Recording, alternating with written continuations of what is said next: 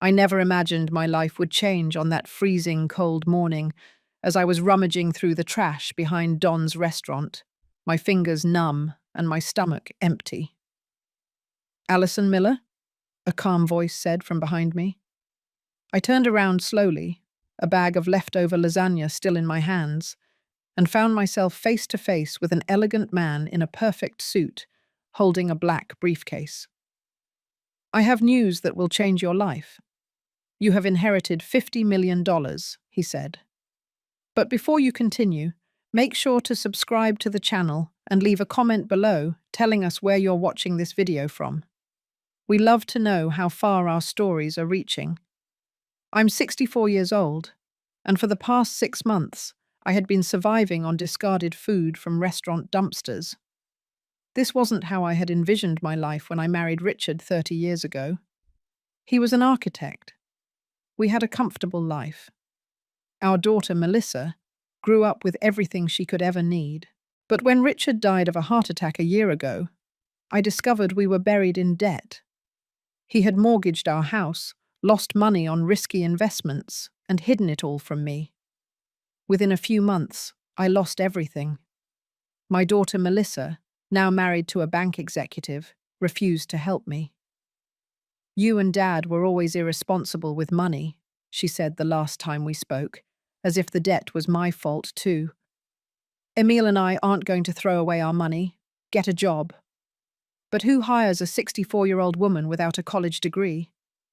I'd worked as a secretary before I got married. After that, I dedicated myself to the family. My years of experience as a homemaker didn't count for anything on a resume. I tried for jobs as a saleswoman, a cleaner, a receptionist, but nothing. When the bank foreclosed on the house, I went to a shelter. After 2 weeks, when my meager savings ran out, I started sleeping on park benches. That's when I became invisible. People would walk right past me on the street as if I were a lamppost, just an obstacle to get around.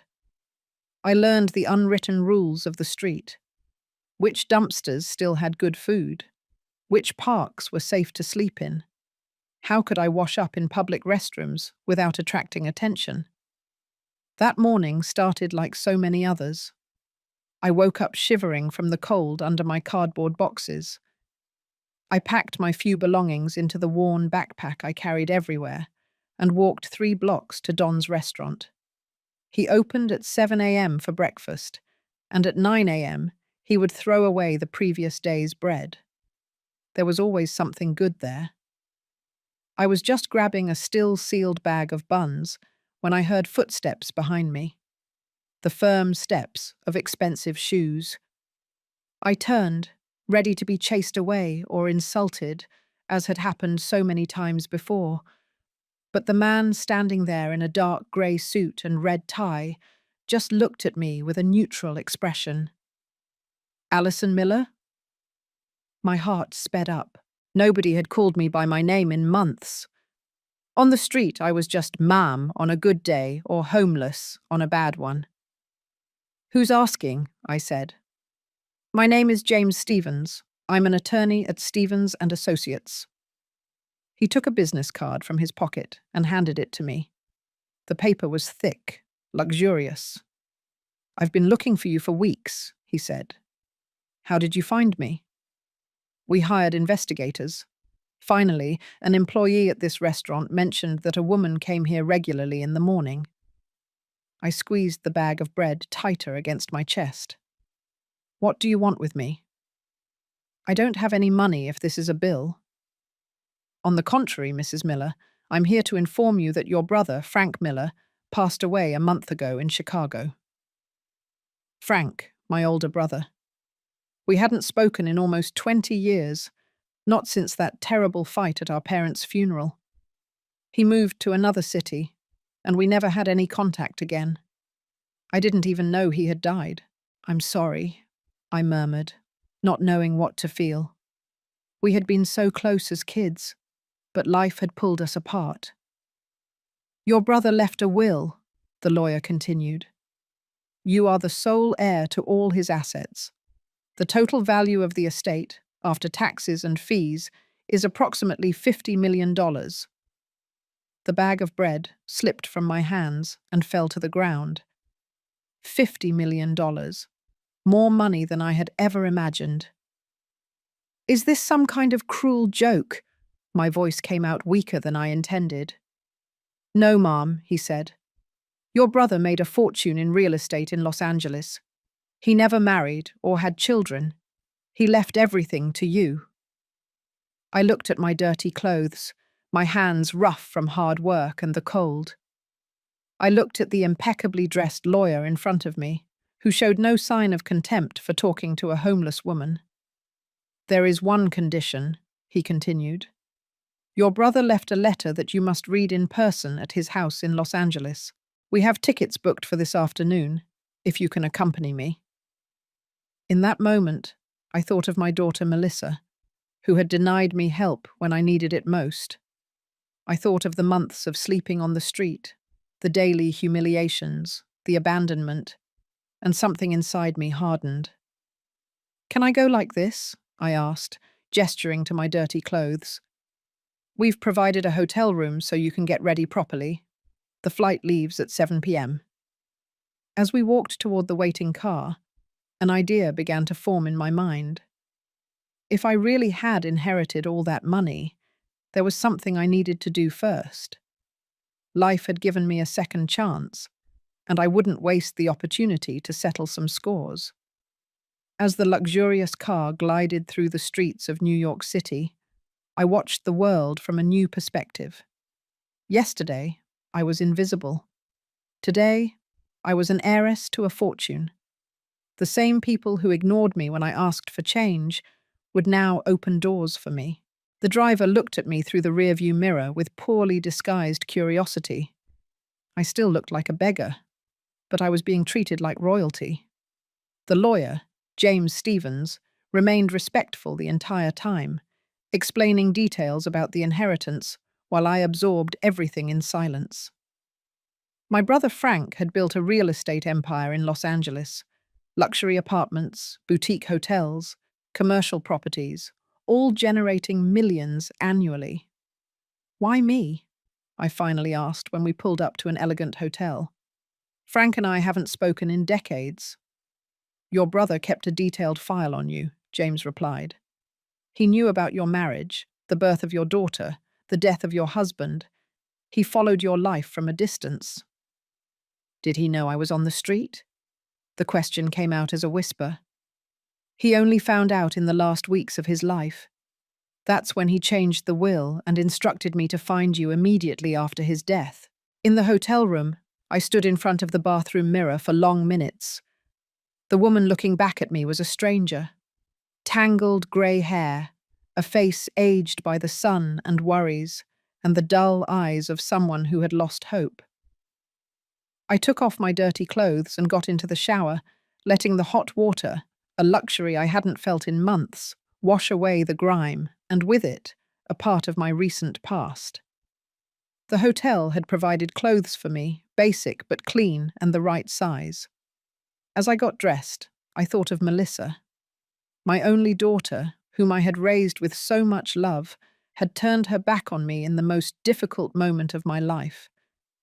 I can't jeopardize my family's future because of your mistakes, she had said, denying me a place in her spacious house. Her husband, Emile, stood beside her, arms crossed like a security guard. There are shelters for people in your situation. The week after my eviction, I passed by their house and saw Melissa and Emile getting into their new BMW, laughing about something. Melissa was carrying a handbag that I knew cost thousands of dollars.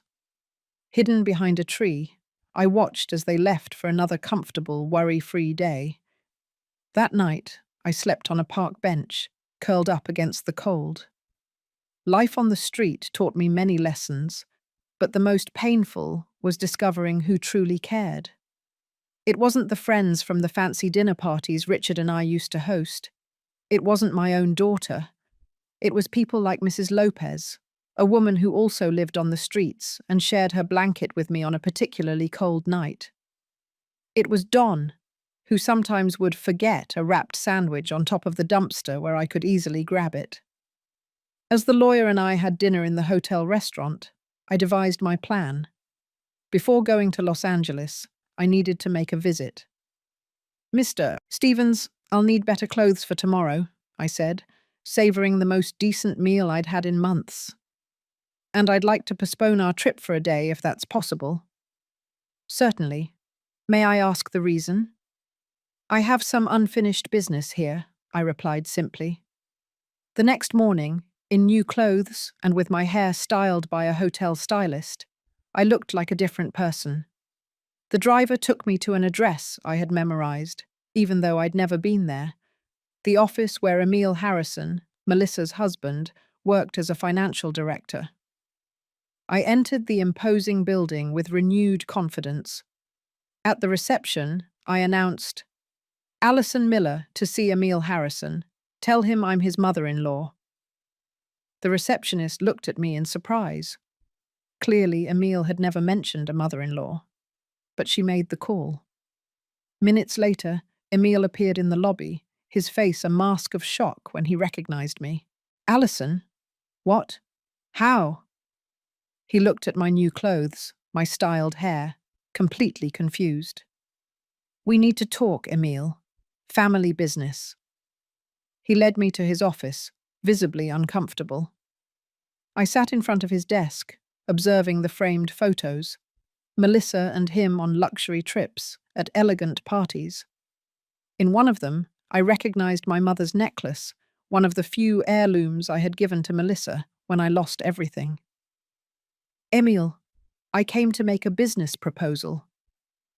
"A proposal? Alison, with all due respect, you were living on the streets a few weeks ago. What kind of proposal could you have?" "One that involves $50 million, I replied calmly, watching the shock and disbelief on his face. "And the future of your career."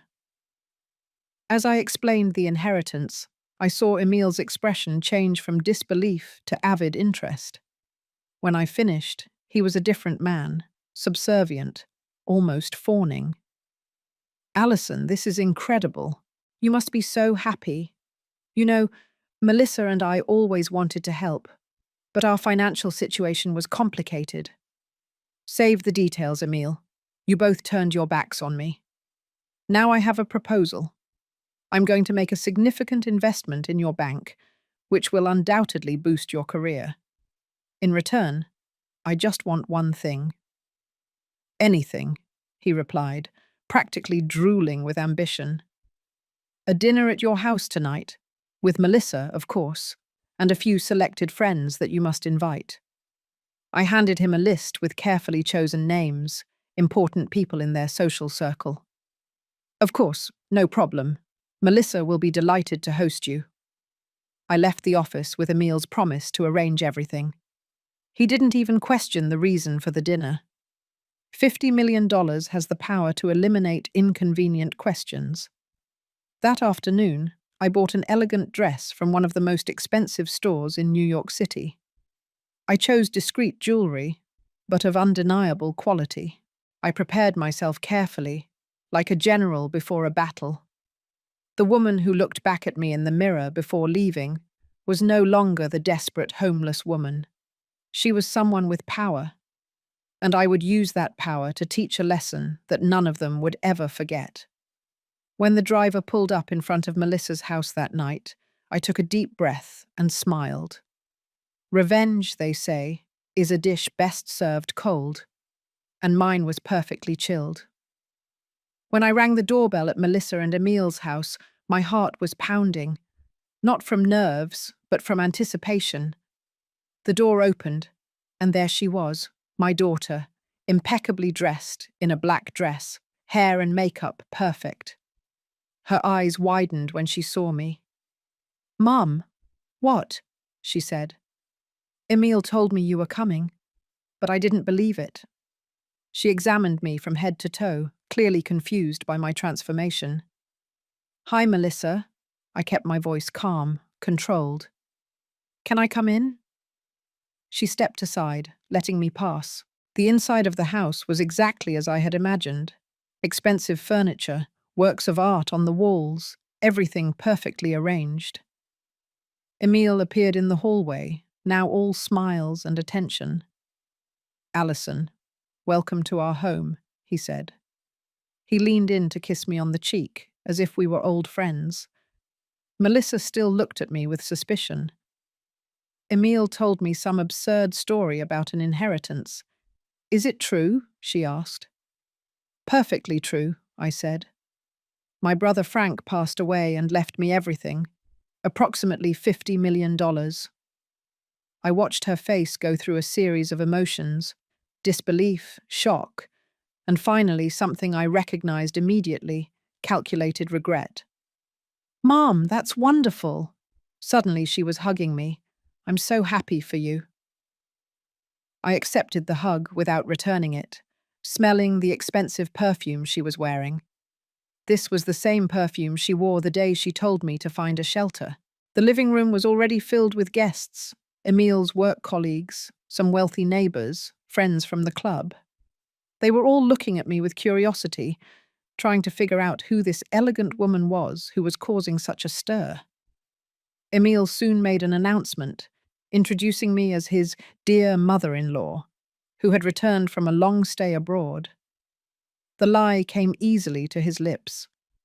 No one needed to know that just yesterday I was sleeping in a cardboard box.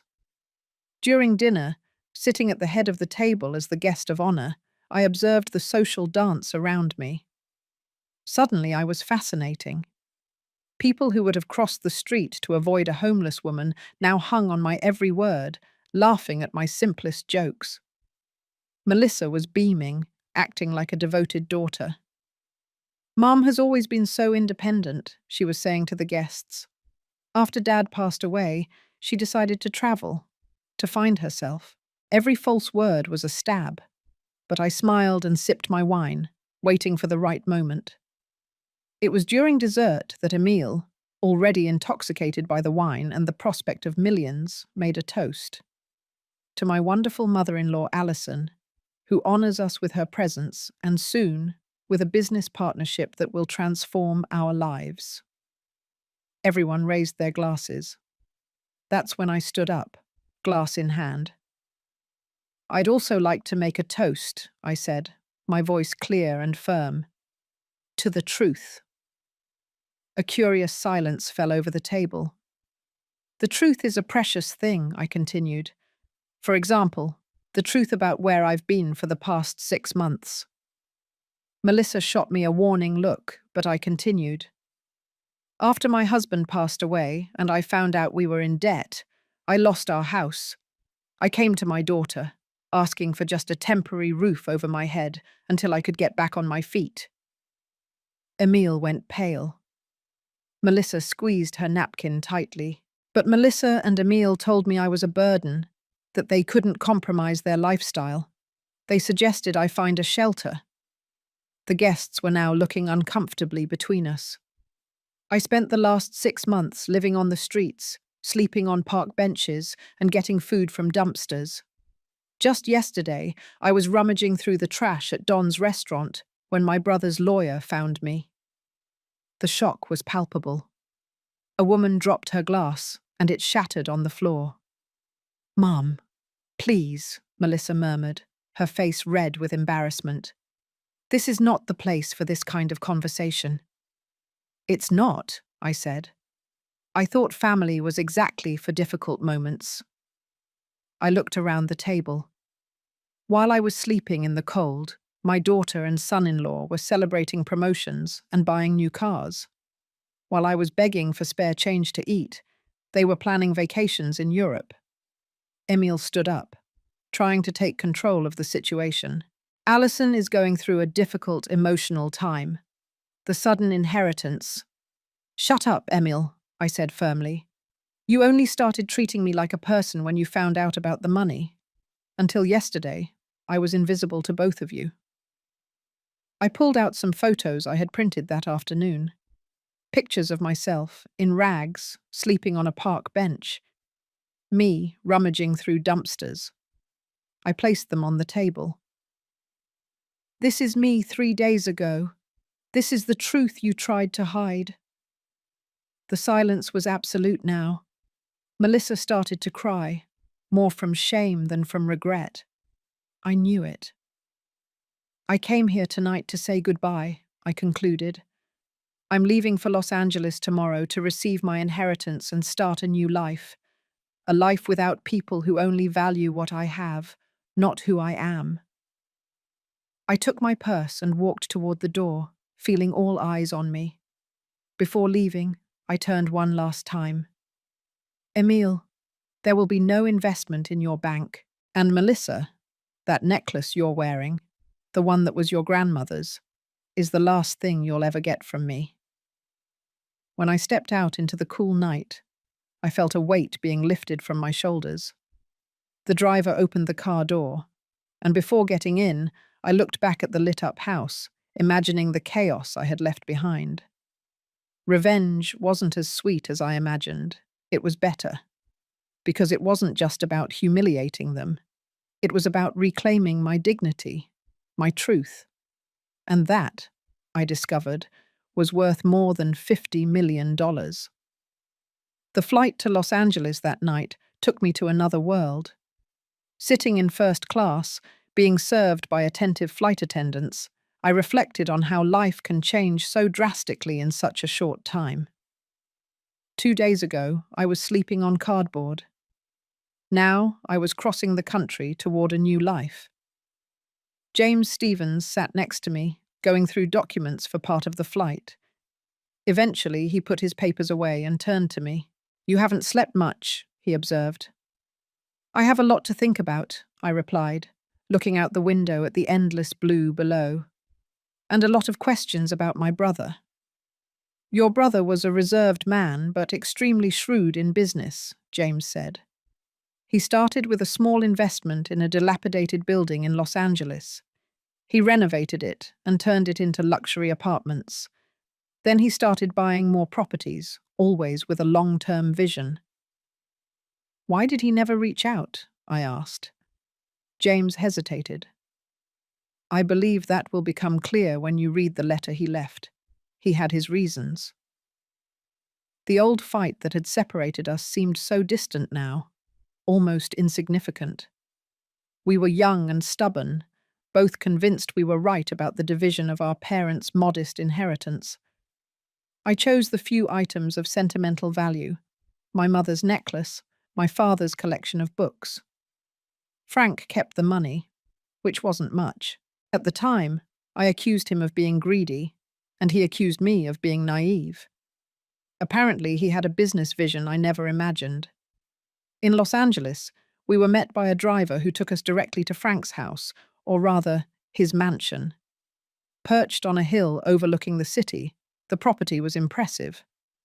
Modern architecture blended with traditional California elements, meticulously manicured gardens, an infinity pool that seemed to merge with the horizon. "Did your brother live here alone?" I asked, impressed by the size of the place. "With a few staff members," James replied. "The housekeeper, Mrs. Harrison, took care of everything. She's still here, by the way, keeping the house in order until you decide what to do." Mrs. Harrison greeted us at the door, a robust, middle-aged woman with a warm smile. She spoke with a strong accent, but we could communicate reasonably well. "Your brother talked about you a lot," she told me as she showed me the rooms of the house. "He had your photo in his office." Indeed, when I entered Frank's office, I saw my own picture in a frame on his desk. An old photo, from before our disagreement. Next to it was a photo of our parents. It was as if he had kept the family together, at least in photographs. "This is the envelope your brother left for you," James said, handing me a large, sealed envelope. "He asked that it be opened here, in his house."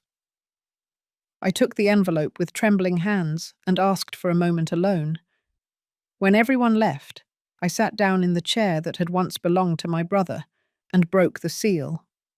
Inside were several documents, the official will, property certificates, bank statements, and a handwritten letter. I unfolded it and immediately recognized Frank's handwriting. My dearest Alison, if you are reading this, it means I am no longer here, and James has succeeded in finding you. I hope it wasn't difficult. My greatest fear was that you had disappeared completely. First, I apologize for the years of silence. Our disagreement was foolish, like most sibling fights. Too much pride on both our parts, I suppose. When I finally got over my stubbornness and decided to look for you, you had already married and started a new life. I didn't want to interfere. Still, I kept myself informed. I discreetly hired people to bring me news of you, how you were doing, if you were happy. I knew about the birth of your daughter, Melissa. I wanted to meet her, my niece, but I didn't know how to reappear after so much time. When I learned of Richard's death, and worse, the situation you were left in, I was already very sick. The cancer was advancing quickly. I tried to act as fast as possible, changing my will, instructing James to find you immediately after my death. Alison, I know money doesn't make up for lost years, but I hope it can give you the comfort and security you deserve. I built all this alone, with no family, no children. I always wondered, who will I leave all this to? The answer was always you, my only sister. One last thing. There is a safe behind the painting on the wall to your left. The combination is our birth dates, yours first, then mine. Inside is something that has belonged to you for a long time. With love, always. Frank. I stood up, my legs weak, and walked to the mentioned painting. It was a beautiful piece of art. I carefully removed it, revealing a small safe. I typed in the combination with trembling fingers, and the door swung open. Inside, there was a small carved wooden box that I recognized immediately. It was my father's, where he kept special items. When I opened it, I couldn't hold back the tears. There was our mother's necklace, identical to the one I had given to Melissa, which she now wore to parties like a trophy. Frank had bought another one, exactly the same, probably at immense cost. Next to the necklace, a short note. To replace the one you gave your daughter. Some family traditions must continue. I sat down again, holding the necklace against my chest, feeling the weight of my family's history, of the love that had persisted despite the distance and silence. Suddenly, the revenge from the night before seemed small, almost insignificant. In that moment, I understood that I had received much more than a fortune. I had received a second chance, not just to live comfortably, but to live with purpose. Frank had watched me for years from afar, unable to help directly. Now I had the opportunity to do what he couldn't, use this wealth to make a difference. When James returned to the office, he found me with red eyes but a serene smile. "Mr. Stevens, I need your help to make some changes to my new financial status," I said, wiping away the tears. "I want to create a foundation." "A foundation, Mrs. Miller?" "Yes, to help homeless people. People like I was just 3 days ago. I want to call it the Frank Miller Foundation." James smiled and nodded. "It would be an honor to help you with that." That night, I had dinner on the terrace overlooking Los Angeles, surrounded by the wealth my brother had created. But my thoughts were with the people I had left behind, not Melissa or Emile, but Mrs. Lopez, Don, all those who had shown kindness when I had nothing to offer in return. My life had completely changed in 72 hours, from a beggar to a millionaire. But the real transformation wasn't external, it was internal. I now had not only the means, but also the motivation to make a difference. Frank's letter, our mother's necklace, our family's legacy, everything pointed to a new path. A path not of revenge, but of redemption. Not of accumulation, but of generosity. Looking at the lights of Los Angeles, I made a silent promise to my brother. His legacy would live on not only in buildings and bank accounts, but in transformed lives. Starting with mine. The first few months in Los Angeles were a whirlwind of adjustment. There was so much to learn about the empire Frank had built. Properties scattered throughout the city, lease contracts, investments in various sectors. James Stevens was invaluable, patiently guiding me through meetings with managers, lawyers, and accountants. Your brother was extremely organized, James explained during one of those meetings. Each property has its own management team. Each investment is carefully monitored. Little by little, I began to understand Frank's legacy. It wasn't just a fortune, it was a testament to hard work, long-term vision, and integrity. Everyone who worked for him spoke of him with respect. Many mentioned how much he cared about his employees, how he paid fair wages and took an interest in their families. Your brother wasn't just a businessman, Mrs. Harrison told me one day as she served me tea in the garden. He was a good man. When my husband got sick, he paid for all the treatments. He never asked for anything in return. These stories shaped my vision for how to manage my new fortune.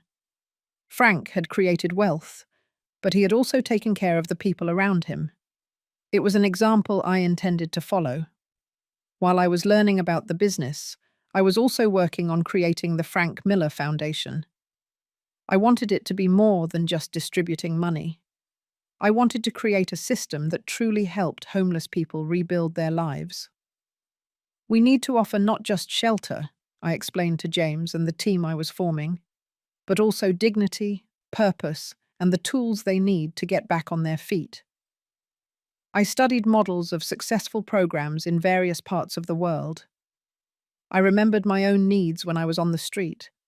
It wasn't just food or a roof, it was also respect, opportunities, and someone who genuinely cared. 3 months after I arrived in Los Angeles, I received an email from Emil. The message was long, full of rehearsed apologies and transparent attempts at reconciliation. Between the lines, his true motive was clear.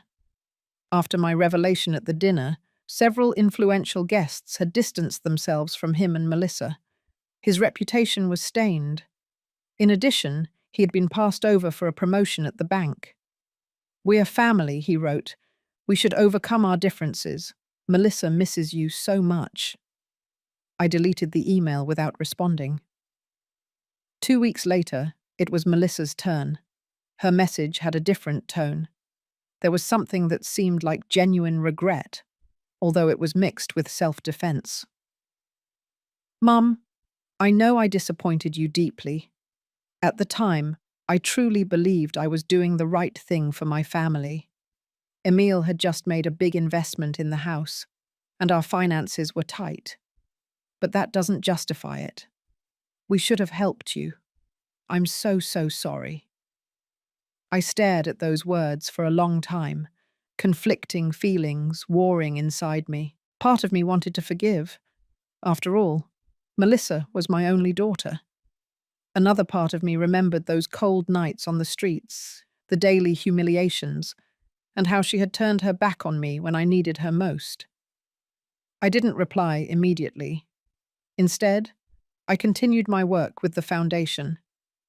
We started with a pilot project in Los Angeles, a center that offered not only meals and temporary shelter, but also medical assistance, psychological counseling, professional training, and help finding permanent housing. 6 months after my arrival, we inaugurated the first Frank Miller Center for New Beginnings. I invited local authorities, journalists, and of course, several homeless people. The mix of guests caused some discomfort among the wealthier ones, but that was exactly the point, to show that everyone deserved the same respect, regardless of their financial situation. During my inaugural speech, I shared my own story. "Less than a year ago, I was in the same situation as many of our friends here today," I said, gesturing to the homeless people who had been invited with full respect. "I slept on park benches, got food from the trash, and was invisible to most people. It's a situation that can happen to anyone, often due to circumstances beyond our control. We need to stop judging and start helping. The response was bigger than I expected. The story of the homeless millionaire, as the press dubbed me, spread throughout the world. Journalists wanted interviews, and television producers offered contracts for documentaries. I rejected most, only accepting those that promised to focus on the cause, not on me. One day after an interview for an international network, I received an unexpected call. "Alison?" The voice was familiar, though I hadn't heard it in months. "It's Emile." "How did you get this number?" I asked, my voice cold. "Melissa is in the hospital," he said, ignoring my question. She tried to kill herself last night." The world seemed to stop. "What? How?" "Pills. I found her unconscious in the bathroom. The doctors pumped her stomach. She's stable, but she left a letter. For you." I took the first available flight back to New York City. During the long hours of travel, my mind spun between worry, guilt, and anger. Part of me wondered if this was another manipulation, an extreme way to get my attention. Another part feared it was true, that my own daughter had reached that point. At the hospital, Emile was waiting for me at the reception. He seemed to have aged years in a few months. His hair was grayer, he had deep bags under his eyes, and his shoulders were hunched by the weight of the situation. "She's awake," he said, "but still weak." Before I went into the room, he handed me an envelope. The letter she left. I put it in my pocket, deciding to read it later. I needed to see Melissa first. When I entered the hospital room, I barely recognized my daughter. Always so proud of her appearance, Melissa now looked diminished, fragile, her face pale against the white sheets. "Mum," she murmured when she saw me. "You came." I sat by the bed and took her hand, feeling the delicate bones beneath her skin. "Of course I came," I said. "After that dinner, after you left, everything fell apart," she said, her voice weak. "People stopped inviting us to events. Emile lost important clients. I lost friends I'd had for years. We deserve this, Mum, I know. What we did to you was unforgivable. But then I saw you on TV talking about that foundation, helping people you don't even know, while you turned your back on us." "How could I trust you again?" I asked, my voice soft but firm. "You abandoned me when I needed you most." "I know," she whispered, tears rolling down her face. "I became the kind of person I always despised. Superficial, selfish, worried only about appearances. I looked at my daughter, my only daughter, and saw not only the cold woman who had denied me help, but also the child I had once held in my arms, the teenager who laughed at my jokes, the young woman who cried on my shoulder when she had her first heartbreak. "When you get out of here," I finally said, "we need to talk, really talk, about everything." She nodded, a small glimmer of hope crossing her exhausted gaze. That night, back at the hotel, I finally read the letter she had left. It was different from the calculating emails I had received before. It was raw, honest, full of genuine regret and painful self-reflection. Melissa wrote about how she had looked in the mirror and not recognized the person she had become, about how the public humiliation had been just the beginning of a period of forced introspection, about how, in reality, she had always known she was wrong, but her pride and materialism had suffocated any compassion. "I don't expect your forgiveness," she concluded. "I just want you to know that I finally understood what you tried to teach me my whole life, that a person's character is worth more than all the possessions in the world." I folded the letter carefully and looked out the hotel window at the city that had once been my home. I remembered the words in Frank's letter. Some family traditions must continue. I thought about how he, even hurt, had never completely abandoned me, only watched from afar, waiting for the right moment to help. Maybe it was my turn to do the same. The next day, when I returned to the hospital, I brought a small box with me. "What is this?" Melissa asked, sitting up in bed, looking a little better. "Something that was returned to me," I replied, opening the box to reveal my mother's necklace. Not the one I had given to Melissa, but the one Frank had bought as a replacement. "It's yours now." She looked at the jewelry, confused. "But I already have one, the one you gave me." "This one is different. This one comes with a condition." "What is it?" she asked. "That you wear it not as a symbol of status, but as a reminder of the value of family, of compassion, of the second chance we all deserve." Tears returned to her eyes, but this time they were different, not of despair, but of understanding. In the days that followed, we had long conversations about the past, about the wounds we had inflicted on each other, and about the possibility of rebuilding something that had been so deeply broken. It wasn't easy. It wasn't fast. There were times when the resentment came back, when the pain of abandonment seemed too fresh to overcome. But little by little, day by day, we began to find a new path. A month later, when Melissa had fully recovered physically, I made a proposal that surprised us both. "Come work with me at the foundation," I said during a lunch. "Not in Los Angeles, but here. I want to open a branch in New York City." "Me? Working with homeless people?" She seemed genuinely surprised. Who better to understand the importance of a second chance than someone who just received one? She considered it for a moment, then nodded slowly. "I guess I owe it to you," she said. "You owe it to yourself, really. It's not about debt, Melissa. It's about purpose, about using our experiences, good and bad, to make a difference." As we walked through the park after lunch, I thought about how life takes unexpected turns.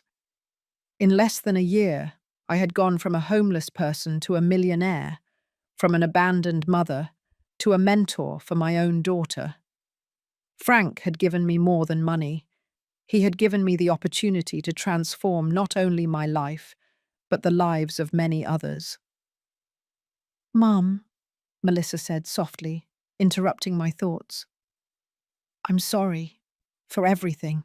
I looked at my daughter, not the cold woman who had turned her back on me, nor the child I had once held in my arms, but the complex person she was now, full of flaws and potential, like all of us. "I know," I replied, squeezing her hand. "Me too." And we continued walking, no longer prisoners of the past, but looking toward the future. A future that, thanks to a brother who never forgot, we now had the privilege of building together. The first Frank Miller Center for New Beginnings in New York City was inaugurated exactly 1 year after my transformation from a homeless person to a millionaire heiress. I chose the location strategically, an abandoned building a few blocks from where I used to sleep near Don's restaurant. The inauguration ceremony was simple but meaningful.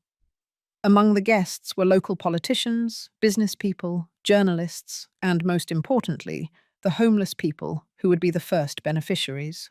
"This center is not just a place for meals or temporary shelter," I explained during my speech. "It's a space of dignity, of possibilities, of genuine new beginnings. We offer medical assistance, psychological counseling, professional training, help with documentation, and most importantly, a community of support." I looked at the audience and saw faces I had known during my days on the streets. Mrs. Lopez, now one of the first residents of our transitional shelter. Don, who had become a partner in the project, donating food from his restaurant. and so many others I had known only by their gaze, by a discreet greeting, by the silent solidarity that exists between those who share the same struggle. Melissa was by my side, overseeing every detail of the event. In recent months, she had dedicated herself to the project with an intensity that surprised me. She started in the most basic position, serving meals, organizing donations, listening to stories, and gradually took on more responsibility. "I never imagined I would have such a deep connection with this work," she confessed to me one night after a long day. "I always thought these people were different, somehow. Now I understand that the line separating our lives from theirs is much thinner than we imagine. That was the most valuable lesson my time on the streets had taught me, and now it was being passed on." After the official inauguration, when most of the illustrious guests had left, we stayed only with our true guests of honor, the people who would use the center. We served a special meal, not as charity, but as a shared celebration. It was during that meal that a man timidly approached my table. I recognized him immediately. George, a man who slept in the same park as me, who once shared his last piece of bread with me. "Mrs. Miller," he said, his voice trembling, "do you remember me?" "Of course I remember, George," I said. I stood up and hugged him without hesitation. "How could I forget?" "When you disappeared from the streets, I thought you had died," he said. "Many of us die without anyone noticing." His eyes filled with tears. "Then I saw your photo in the newspaper, a story so incredible it could only be true." I invited him to sit with us. He was a former college professor who had lost everything after a severe depression, followed by the death of his wife. Having been on the streets for 8 years, he had lost all hope for a different life. "I have a proposal for you," I said after listening to his story. "We need someone to coordinate our educational program here at the center, someone who understands both education and the reality of the streets." He looked at me in disbelief. "Me? But I haven't taught in years. I don't even have my papers anymore." "We can fix that," Melissa replied, who had overheard our conversation. "Documentation, proper clothing, temporary housing while you get back on your feet. The important thing is your experience and your knowledge." The expression on George's face, that mixture of disbelief, hope, and renewed dignity, was exactly what we had envisioned for the center. It wasn't just about giving people things, but about giving them back a sense of self-worth, the confidence that they still had something to contribute. In the weeks and months that followed, stories like George's multiplied. The center became not just a shelter, but a turning point in the lives of many people. It didn't work for everyone. Some weren't ready for the change. Others faced challenges that were too complex, but for many, it was the opportunity they had never received. 1 year after the inauguration of the New York Center, the Frank Miller Foundation had already helped more than 200 people find permanent housing and employment. The model was being replicated in other cities, adapted to local needs, but always maintaining the fundamental principle: treating homeless people with dignity and respect, offering not only immediate help, but also tools for a lasting transformation. As for Melissa, our relationship continued to rebuild, brick by brick. It wasn't perfect. There were moments of tension, painful memories, doubts about the sincerity of the change, but it was evolving. Emile, on the other hand, eventually left the picture. His marriage didn't withstand the pressures and transformations of the past months. "He never really understood why this became so important to me," Melissa explained when she told me about the separation. "For him, it was just a way to regain lost status, to clean up our image. For me, it became so much more." One quiet afternoon, while we were reviewing progress reports in the center's office, Melissa asked me a question she had been holding on to for a long time. "Mum, have you really forgiven me?" she asked. Or are you just tolerating me because of the work? I stopped what I was doing and looked at my daughter. She was no longer the spoiled girl who had once turned her back on me, but a woman who was genuinely trying to redeem herself, to learn, to grow. Forgiveness isn't something that happens all at once, I replied after a moment. It's a process. There are days when I remember the cold on the streets, the hunger, the loneliness. And yes, I feel angry that you didn't help me. But I also see who you're becoming now, the good you're doing, and that matters. Do you think you'll ever be able to completely forget? She asked. It's not about forgetting, Melissa. It's about not letting the past define our future.